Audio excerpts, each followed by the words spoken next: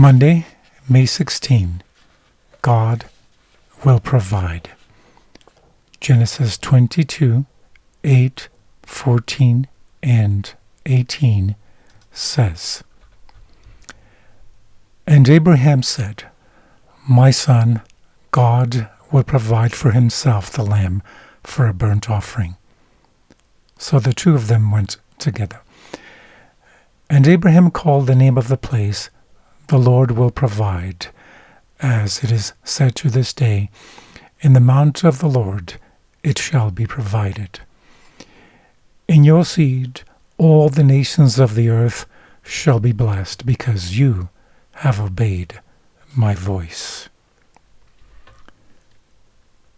How did God fulfill his promise that he would provide, and what was provided? When Isaac asked about the sacrificial lamb, Abraham gave an intriguing answer. God will provide for himself the lamb for a burnt offering. Genesis 22:8.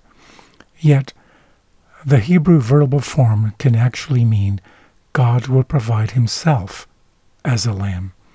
The verb provide is used in a way that can mean provide himself, or literally see himself.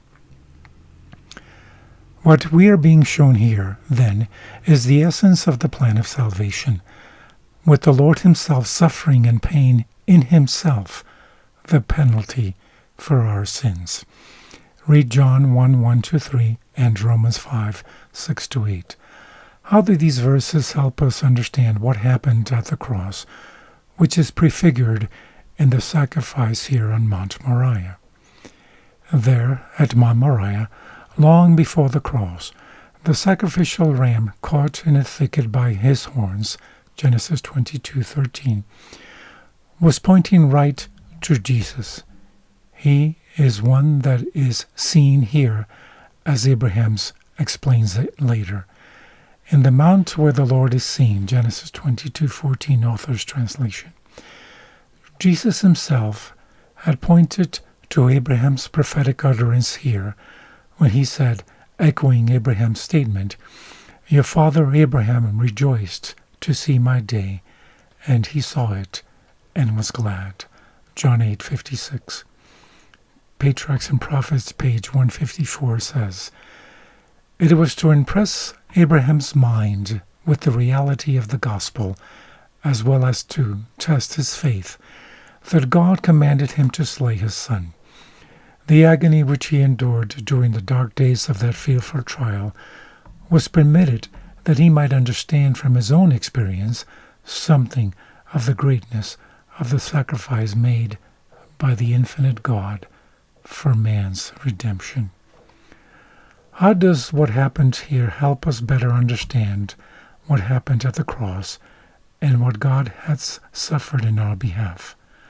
What should our response be to what has been done for us? From the book Patriarchs and Prophets, page 154 and 151, it says, "With trembling voice, Abraham unfolded to his son the divine message. It was with terror and amazement that Isaac learned his fate. But he offered no resistance. He could have escaped his doom had he chosen to do so.